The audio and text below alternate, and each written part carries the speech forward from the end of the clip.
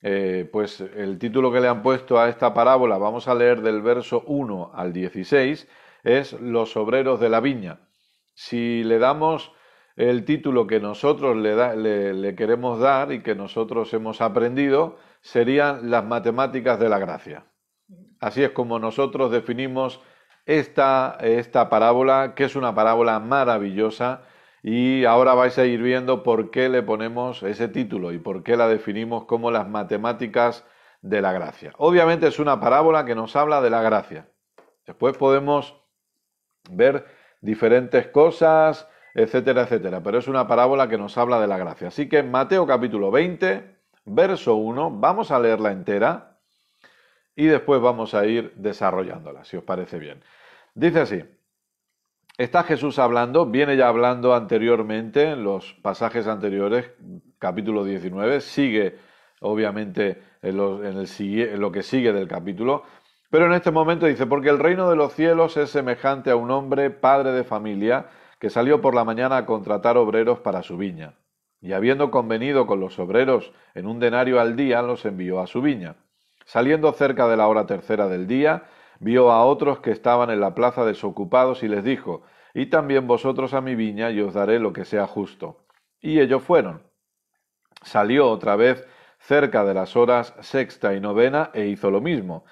Y saliendo cerca de la hora undécima, halló a otros que estaban desocupados y les dijo: ¿por qué estáis aquí todo el día desocupados? Le dijeron: porque nadie nos ha contratado.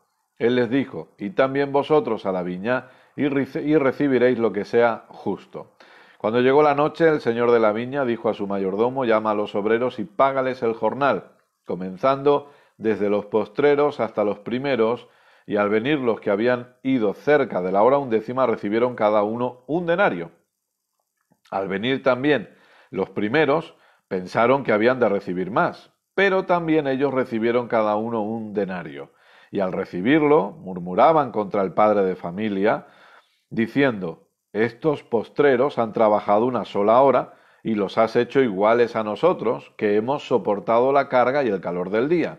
Él, respondiendo, dijo a uno de ellos: amigo, no te hago agravio. ¿No conviniste conmigo en un denario? Toma lo que es tuyo y vete, pero no quiero dar a este postrero, pero quiero dar a este postrero como a ti. ¿No me es lícito hacer lo que quiero con lo mío? ¿O tienes tú envidia porque yo soy bueno? Así, los primeros serán postreros y los postreros primeros, porque muchos son llamados, mas pocos escogidos. Muy bien, aquí tenemos esta parábola. Recordemos que las parábolas son ilustraciones que Jesús utilizaba para tratar de hacer que la gente entendiera de lo que quería hablar, aunque a veces tampoco le salía bien la jugada y tenía que interpretar en la parábola porque algunos no acababan de entender qué era lo que Jesús estaba queriendo mostrarles. Recordemos, por ejemplo, la parábola del sembrador, cómo Jesús la tiene que explicar, etcétera, etcétera. Aquí nos encontramos con esta parábola y permitidme que primero empiece por el verso 16. El verso 16 dice: así los primeros serán postreros y los postreros primeros, porque muchos son llamados, mas pocos escogidos. Aquí hay diferentes interpretaciones. Cuando habla de muchos son llamados, la palabra llamados en el original griego es la palabra invitados. Así que por lo tanto, las diferentes interpretaciones que se pueden dar de aquí, una de ellas es respecto a salvación. Y está diciendo que la invitación a la salvación es para todos, es decir, muchos son invitados a la salvación, repito, porque todo el mundo ha sido invitado a recibir la salvación, pero que no todos reciben esa salvación.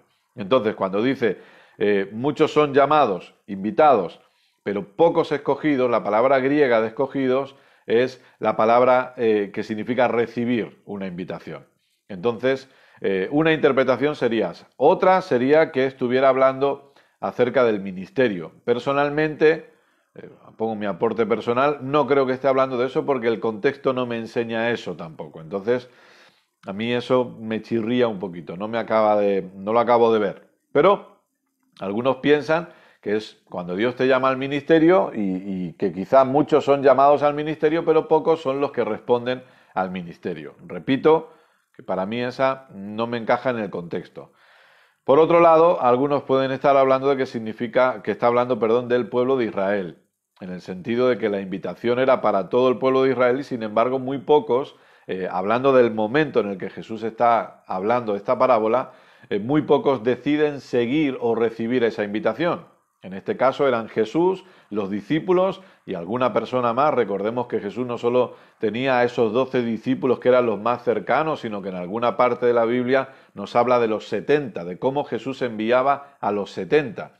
Entonces vemos aquí que puede estar hablando de eso. Para mí, esas dos interpretaciones pueden estar bien. La del ministerio es la única que a mí personalmente no me encaja. Lo que sí tenemos claro es cuando dice, tanto en el último verso del capítulo 19 como en el verso 16, la primera parte, así los primeros serán postreros y los postreros primeros, sí debemos tener claro que aquí sí hay una clara, que habla directamente de judíos y gentiles. ¿Quiénes son los primeros? ¿Quiénes eran los que primero tenían que heredar la salvación, por así decirlo? ¿Quién era el primer pueblo escogido por Dios? Obviamente, los judíos. Y de hecho, en base a esto hemos hablado, recordad, de Romanos. Estuvimos viendo el capítulo 11 de Romanos que habla del olivo original y de cómo nosotros hemos sido injertados en ese olivo, ¿sí? Entonces los primeros eran los judíos, los postreros éramos nosotros y de repente, como vemos después que el evangelio es predicado a los gentiles y los gentiles deciden abrazar el evangelio de Jesucristo y vemos cómo el evangelio se extiende por el mundo gentil, por así decirlo, y cómo, obviamente, mucho pueblo judío, tenemos la carta a los hebreos, mucho pueblo judío reconoce a Jesús, pero muchísimo no, sigue dándole la espalda y sigue queriendo vivir en sus tradiciones. Entonces, los primeros serían el pueblo de Israel, los postreros seríamos los gentiles. ¿De acuerdo? Eso sería la interpretación del verso 16. Y luego tenemos la parábola en general. La parábola desde el principio hasta el final. Obviamente, esto es un canto a la gracia, si se puede decir de una manera. Quizá no de una forma determinante o clave, porque aparentemente se está hablando de unos trabajadores que reciben una recompensa por lo que hacen. Pero ese no es el enfoque que nos quiere dar esta parábola. El enfoque que nos quiere dar esta parábola es el que vamos a ver luego en prácticamente los últimos versos de la parábola. ¿El punto cuál es? Tenemos el dueño, un padre de familia, que sale por la mañana a contratar obreros, a primera hora. Pongamos que sale a las 6 de la mañana. Y contrata a los que ve por ahí. Pero como él ve que todavía hay bastante trabajo que hacer, vuelve a salir un poquito más tarde, 8 de la mañana, y vuelve a contratar a los que están por ahí. A los únicos que les dice cuánto les va a pagar son a los primeros. Tengamos algo claro en esta parábola. Nunca el padre de familia ha sido injusto con los trabajadores. En ningún momento. El padre de familia no les ha mentido a ninguno de ellos. Porque si te fijas, dice el verso 2, y habiendo convenido con los hebreros en un denario al día. ¿Convenido qué significa? Que llegaron a un acuerdo, ¿verdad? Él se acercó y les dijo, yo os quiero contratar para que trabajéis en mi viña y lo que os voy a pagar es un denario por día. Y ellos dijeron, aceptamos el trabajo. Aceptamos. Por lo tanto, aquí no hay ningún tipo de engaño ni ningún tipo de injusticia. Luego, dice que saliendo cerca de la hora tercera, vio a otros que estaban ahí y les dijo, id también vosotros y os daré lo que sea justo. Y a partir de aquí empieza a hablar siempre de esa manera. Nunca les dice, os voy a dar tanto. Entonces va contratando, pongamos a las 6 de la mañana, a las 8, a las 10, a las 12, y ellos van trabajando. Obviamente hay gente que cuando llegan los de las 12, hay gente que está trabajando 6 horas ya. Y bueno, llevan a cabo su trabajo, llega el momento del pago a la noche, y el Señor llama a su mayordomo y le dice, ve y págales, comenzando por los últimos. Es decir, los que han llegado los últimos, ve a pagarles a ellos primero. ¿Y cuánto les va a pagar? Bueno, verso 10. Bueno, verso 9, mejor dicho. Y al venir los que habían ido cerca de la hora undécima, recibieron cada uno un denario. Al venir también los primeros, pensaron que habían de recibir más. Ellos pensaron, ellos entendieron, se imaginaron que tenían que recibir más.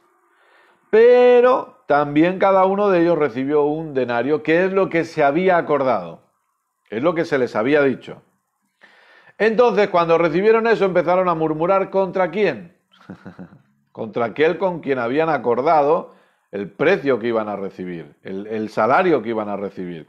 Y empezaron a hablar entre ellos y empezaron a decir, bueno, ¿cómo puede ser que estos, fíjate el tono despectivo, ¿cómo puede ser que estos que han trabajado menos que nosotros vayan a cobrar lo mismo que nosotros? Y por eso le llamamos a esto las matemáticas de la gracia. Y aquí es donde nos encontramos como vemos un sistema religioso reflejado, que son aquellos que piensan que por causa de cuánto ellos llevan trabajando para Dios y viviendo para Dios y siendo santos para Dios, ellos se merecen algo más que aquellos que quizá no son tan santos como ellos a su forma de ver las cosas. Porque aquí dice que empezaron a murmurar entre ellos. Esta es una idea que ellos tenían. Desde el principio ellos empezaron a pensar para sí mismos, si estos han recibido un denario, nosotros, nadie les dijo nada, nosotros recibiremos más porque nos lo merecemos. Ahí está el punto. Porque hemos trabajado más. Hemos trabajado más duro, somos más santos, oramos más, ayunamos más, servimos más, diezmamos más, etc, etc, etc. Y por lo tanto tiene que haber más para nosotros. Pero es que la gracia no es así. Es que la gracia no trabaja con los que hacen más y trabaja o da menos a los que hacen menos. La gracia es igual para todos. Amén. Y eso es lo que nos golpea la cabeza.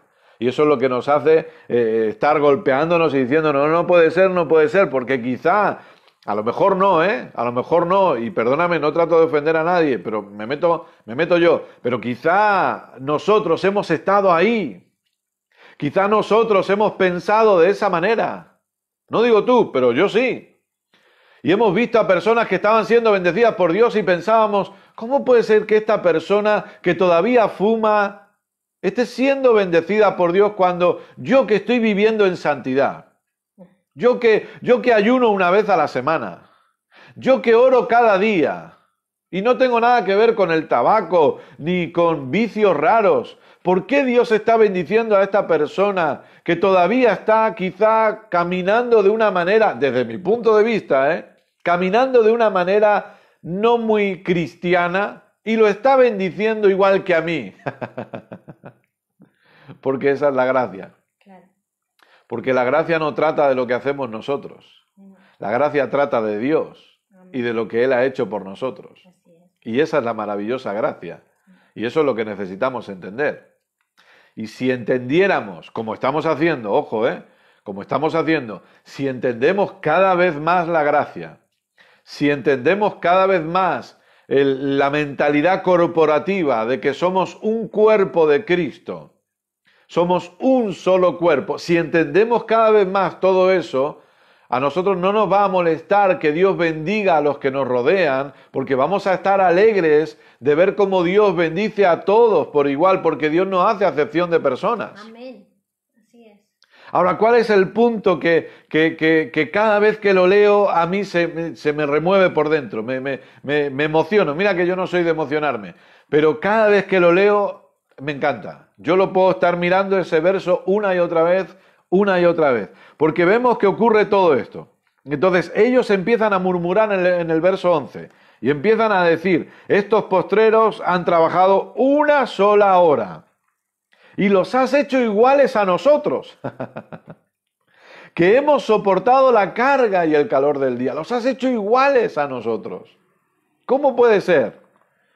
Y él respondiendo dijo, y por favor, léete esto, estúdialo, memorízalo.